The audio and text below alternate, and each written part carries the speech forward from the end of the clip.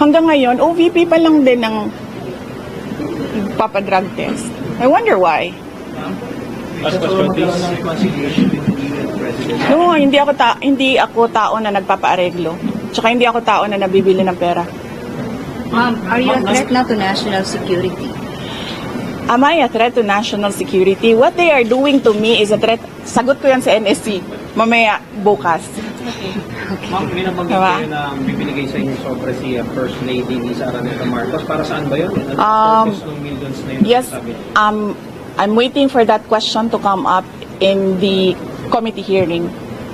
So let's wait for that question to come up in the committee hearing. Will you be able to attend the next hearing just like yesterday? Yes, I'm free on Friday. Tomorrow I'll be in Basilan, and then Thursday I'll be in Lingayen, Pangasinan, and then Friday I'm free. So you're ready to answer all their questions now? I will answer my questions because I need to be there to help the other OVP personnel. They have expressed that they feel safer and they feel more comfortable if I am with them. But I will not be recognized if I don't take my oath. So I am forced to take my oath and answer questions under oath because I cannot take care of the OVP personnel. But for example, to explain how 125 million pesos were spent within a matter of 11 days, or they have questions about acknowledgement receipts, will you explain all those or answer all those questions? Isn't it that they've been asking those questions from the resource persons, from COA, from the OVP personnel? So why will I answer again? I already answered when we sent our answers to the Commission on Audit. It was clear there. In fact, ayoko naman kasi mag-discuss ng CF ba, but in fact, the 125 confidential funds had a notice of disallowance, but not the entire amount. Let's make that clear. Not the entire amount of the 125 million was disallowed by the Commission on Audit. Meaning, all the rest of the funds, I do not have the number right now. I think it's approximately 70 million that was disallowed. But that is subject to appeal because gusto ko ba sabihin ito sa inyo? Dahil during the discussion, I was telling the lawyer to submit a document. But the lawyer said, no, you know, when lawyers are discussing and they have their own positions, it's really a difficult meeting to do. I said to submit, and then the other lawyer said, do not submit. Ay di lumabas yung disallowance, and then sinabihan ko yung lawyer, sabi ko, tingnan mo, lumabas yung disallowance. Sabi ko, sa appeal, ilabas mo yung document. Ma'am, si Colonel Chica and Colonel Nolasco na nabanggit ko naman. Wait lang ha, so tapusin ko lang. And then, so cleared na yon. The first, second, and third quarters, undergoing audit. Merong AOM na sinasagot namin ngayon. Okay? For DepEd, the first and second quarters, may credit notice na yon. Ibig sabihin, cleared na ang buong pera. Diba? Ewan ko lang kung sinasabi ito ng mga congressman. Of course, hindi nila sinasabi, diba? Because they want to present their own narrative. Tapos na yon. The money in DepEd, first and second quarter, cleared with credit notice. The ongoing audit is on the third quarter only. And it's ongoing. So you cannot question an ongoing audit. And you cannot audit the funds of any government office because that is the exclusive domain of the Commission on Audit. Bakit nag-audit ang ating mga congressman? Dapat sila gumagawa ng batas. Nakikita nyo? Sinasabi na nila ngayon, in the proper time, we will legislate. Kasi sinasabi namin where is the proposed legislation? Hinahanap namin. So ngayon, dinadagdag na nila yon. Madali lang naman siya pakinggan nyo lang, basahin nyo lang lahat ng mga nangyayari. Madali lang maintindihan kung anong ginagawa nila. Okay? Last question please, last question. Humarap na si Colonel De Las Cuentas na Chica, mas maintindihan na ba ng publiko at ng Kongreso itong paggastos po ng confidential funds? Really, I still say that confidential funds, the use of confidential funds cannot be divulged. Sinasabi ko pa rin yan. They cannot be divulged in public. It will compromise lives and security of personnel who are cooperating or who are nandoon sa kabila na asset. You cannot do that. That is why it is called confidential funds. Congressman na parang humaharap sa pagdilihan. Oo, kasi tineterrorize nila. Of course, magkakasakit talaga ang tao na hinaharas mo, tineterrorize mo. Ako lang naman ang hindi nagkakasakit dahil politiko ako. You can terrorize me and harass me all you want.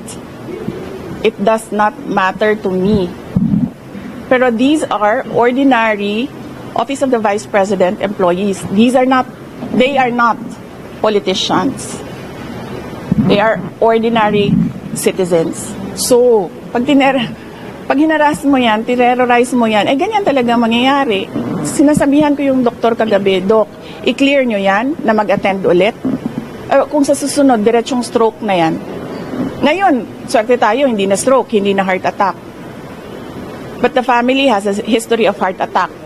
Lahat ng kanyang ang parents and some, I think some relatives, heart attack lahat ang ikinamatay. So, ano ba? Papaupuin pa ba natin doon? Tapos antayin natin, na heart attack. Kay Ma'am Gina ito. Yes. Diba? So, yes. So, yes, Mr. Billionario, pahingi ng pera. Nasa critics din and others, they're saying Yes.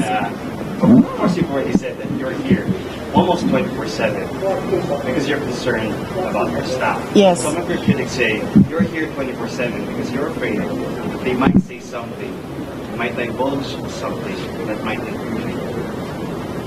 They are attending the hearing. They can ask her questions there. I was not there when Yusek Lopez attended the hearing, so I was not there to influence her and tell her what to answer. If you saw me yesterday, I was not looking at Gina Acosta. I was studying. I was reading laws. I was studying the rules of para na akong congressman ngayon, tanong niyo ako kung anong rules nila.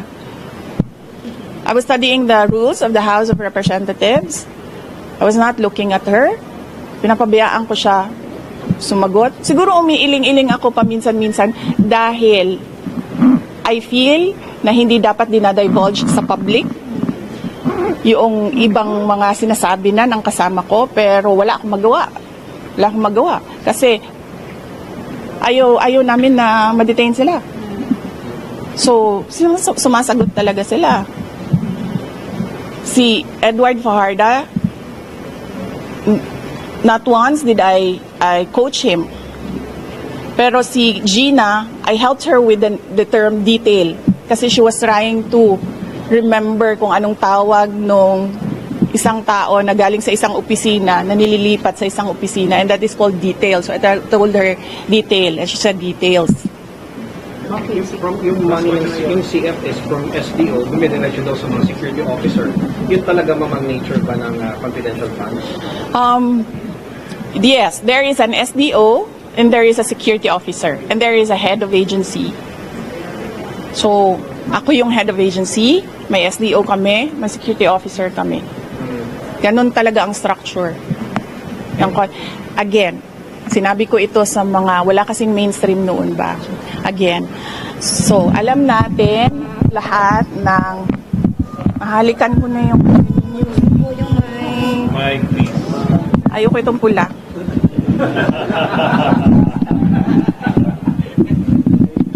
Saan galing yan? Ayun. Okay, saan? Saan ako? Okay. Alam nyo, di ba, meron kayong mga naririnig ng akusasyon ng nakawan dito sa ating gobyerno. Corruption in government. Naririnig nyo ba na millions ang ninanakaw? Hindi, di ba? Ang naririnig nyo, billions ang ninanakaw sa budget natin. Alam nyo bakit 150 million lang yon?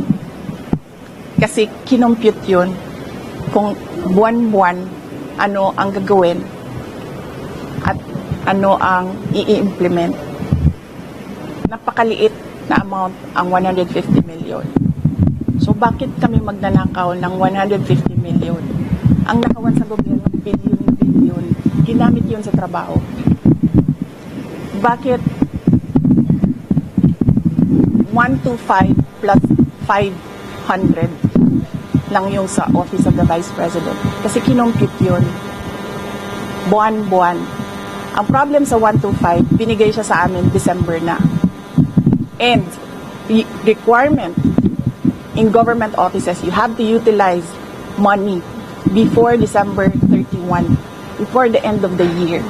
So ang ginawa, lahat ng preps in-implement. Diba? And as I said, government offices disburse millions, billions in a day. Sa DepEd, nagdi-disperse kami. Nagdi-disperse. Pumipirma kami ng cheque. Multi-million. Kung i-total mo ang mga checks araw-araw na nalalabas sa DepEd, billions. Nagbabayad kami, nagbabayad. So, bakit nila kine-question yung pagbabayad ng millions in a day? And that is, part of work of government offices to disburse money every day and pay obligations. Ginamit yun sa trabaho. Pinipilit lang talaga. Dalawa na ang maro ko. Si Marisol at si GC. Tama na. Anong oras na? Oo, kasi alauna na, and I have to be back tonight. Ayaw nila ng gabi. Na ano sila sa gabi. Ma'am, basta yung promise Yes. na listahan mo, ma'am. But tomorrow, balikan ako Basilan. I leave in the early morning. Yes, leave early morning. And then, balik ako sa gabi. Oo. May flights naman. Si Yusek Lopez. Nandiyan mama niya. Kasi Tsaka nandyan yung lawyers niya. And ayoko makipag-usap sa mga abogado kasi lahat ng mga abogado, pag nag-uusap-usap sila, magaling lahat ba? Diba? Lahat sila. Ako yung magaling. So, parang ayoko sumali sa legal discussion. Ma'am, gaano kahabang listahan ng mga threats sa'yo? Can you... Or sit down daw, sabi ni JC. Yan, tayo, JC, pag ako nagtanggap, ma'am, may papa